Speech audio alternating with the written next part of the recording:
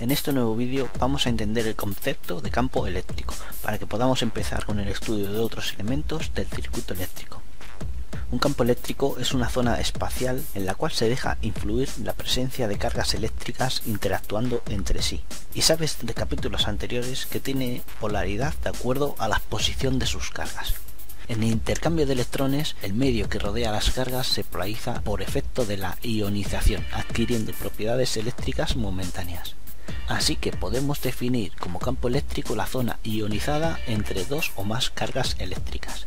El campo eléctrico tiene polaridad según el estado de sus cargas. Dos cargas de igual polaridad se repelen y dos cargas de diferente polaridad se atraen, por lo que representaremos el campo eléctrico de acuerdo a la atracción-repulsión de sus cargas mediante líneas que se desplazan de una carga a otra o chocan entre sí.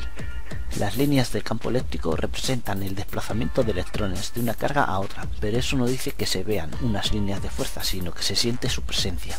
El campo eléctrico tiene por lo tanto la peculiaridad de interactuar con el medio que rodea las cargas eléctricas, por lo que influye sobre otros cuerpos, como puedes ver en el típico experimento de la desviación del chorro de agua. Entre las cargas eléctricas se denomina dipolo al conjunto de origen y final del campo eléctrico, como hemos visto en otros vídeos en el anión y el catión cuando están juntos y no llegan a tocarse, porque en el momento en que la carga se toque se producirá una corriente eléctrica motivada por ese flujo de electrones, y esa descarga neutralizaría el campo eléctrico del dipolo, dejando una carga residual por la ionización a su alrededor. Un campo eléctrico es similar a la gravedad.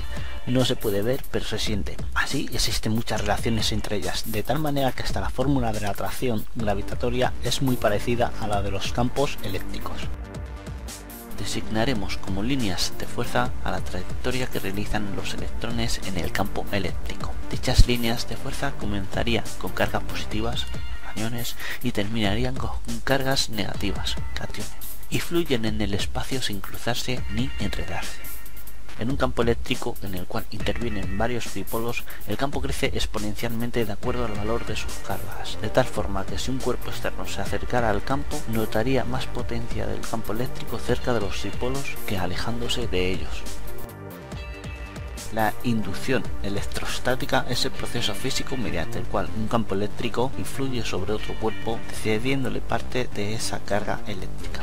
Para que puedas ver en qué consiste, imagina una barra eléctricamente aislada en la cual en un extremo se ha colgado una bolita de papel. Al acercar una barra de vidrio electrificado por rozamiento, la bolita de papel tiende a acercarse a la barra de vidrio porque tiene una polaridad opuesta a la del papel.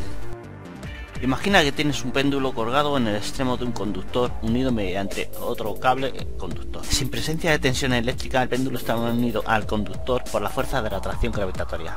Si conectamos el conductor a una fuente de tensión, tanto el conductor como el péndulo adquirirán la misma carga positiva, por lo que el péndulo se alejará del conductor principal por el efecto de la repulsión de sus cargas eléctricas. La repulsión se aplica de acuerdo a la fórmula de Coulomb, en la que dice que dos cuerpos se repulsan o atraen de acuerdo al producto de sus cargas entre la distancia que los separa al cuadrado.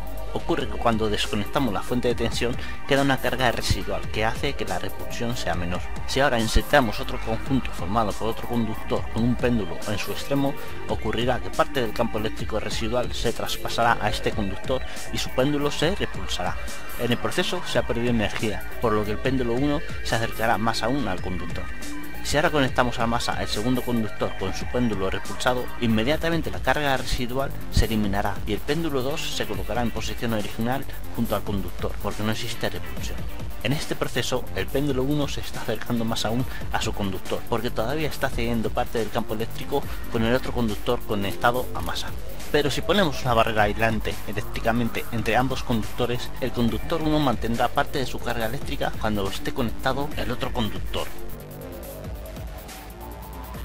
Entonces, la capa que se interpone entre los conductores hace que el campo eléctrico que tenía el conductor 1 se mantenga más tiempo. Así podemos hablar de efecto condensador cuando un dispositivo es capaz de acumular cierta cantidad de carga eléctrica en su interior. Volviendo a la capa aislante, llamamos dieléctrico al material de que está compuesto y que aísla el campo eléctrico de un conductor y otro.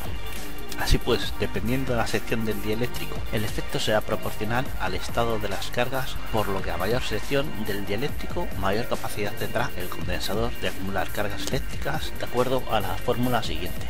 Si ahora esos conductores los enrollamos y entre ellos ponemos una placa aislante, habremos construido un condensador, como puedes ver en la imagen. Ya sabes que los condensadores son dispositivos eléctricos que acumulan electricidad. Se denomina capacidad la característica que tienen dichos dispositivos en acumular cargas eléctricas y, como hemos mencionado antes, es relación directa de la capa aislante, su material y su superficie. La unidad de la capacidad es el faradio y establece la carga almacenada de un coulombio cuando se aplica un voltio, según la fórmula siguiente. Como la unidad del faradio es una unidad grande, en los condensadores se suelen representar mediante submúltiplos, ya que el valor de la capacidad en un condensador habitual ronda el orden de los microfaradios hasta los picofaradios. Los condensadores se pueden agrupar, al igual que las resistencias, en serie, en paralelo o en circuitos mixtos, siguiendo una serie de reglas. Observa los siguientes circuitos. Arriba tienes un circuito con dos condensadores en paralelo y abajo los tienes en serie. Cuando alimentamos los circuitos, puedes ver que el circuito con los condensadores en paralelo, en cada uno de ellos cae la misma tensión aplicada de la fuente de alimentación. Pero sin embargo, en el circuito con condensadores serie, puedes ver que solo cae 12 voltios en el primero de ellos y en el segundo solo caen apenas unos microvoltios. De aquí deducimos que en un sistema con condensadores en paralelo, la tensión aplicada a cada ramal es igual a la tensión de su paralelo, y que en un sistema serie, la tensión de alimentación solo se aplica al primer condensador, aislando al segundo de la corriente eléctrica. De ahí deducimos que si en un sistema con condensadores en paralelo, si en cada condensador cae la misma tensión de la fuente aplicada, entonces la capacidad total del sistema deberá ser diferente en cada condensador independiente.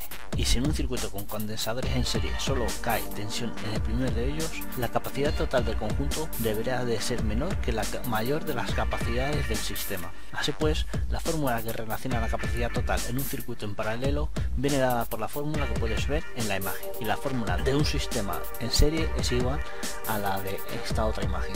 Así observa que las fórmulas de los condensadores son similares a la del cálculo total de la resistencia, pero cambiadas. Es decir, para la resistencia en serie se utiliza la fórmula de la capacidad en paralelo y para la capacidad en paralelo se aplica la fórmula de la resistencia en serie.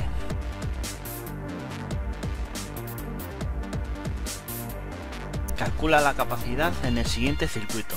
Como puedes ver, el circuito está formado por 3 mallas de condensadores. Para la solución de dicho sistema, lo primero que tienes que hacer es fijarte en el condensador más cercano a la fuente de alimentación, y que en este caso es C1. En este condensador caerán los 12 voltios de la fuente porque está directamente conectado en paralelo a ella, y por constitución sabes que C3 y C2 están en paralelo con C1. Pues bien, lo primero que haremos es el conjunto de C2 y C3 que está en serie entre sí, por lo que nos queda un valor de 0,5 microfaradios. Ahora ese valor se puede sumar al de C1 para obtener una capacidad de 1,5 microfaradios y que simula el siguiente circuito. Por último nos queda calcular el conjunto de C1, C2, C3 con el valor de C4 y sabiendo que están en paralelo se procede a la suma de ambos, quedando una capacidad total de 2,5 microfaradios. Por lo tanto, el nuevo circuito queda como el que se ve en pantalla. Los condensadores se clasifican principalmente en 3 grupos, en condensadores variables, fijos y electrolíticos, aunque se suelen clasificar dependiendo del tipo de dieléctrico que lleve. Así, los principales condensadores usados son los ajustables y variables, que varían su capacidad mediante un control manual y que se utiliza sobre todo en detección y en radiofrecuencia. Otro tipo de condensadores son los electrolíticos, que son muy utilizados en todos los circuitos electrónicos para el filtrado y rectificación. Y por último, los condensadores cerámicos, de gran rango de valores, muy usados para muchas aplicaciones. Poco a poco irás viendo los usos y las funciones que les daremos a los condensadores según avancemos en el estudio del curso.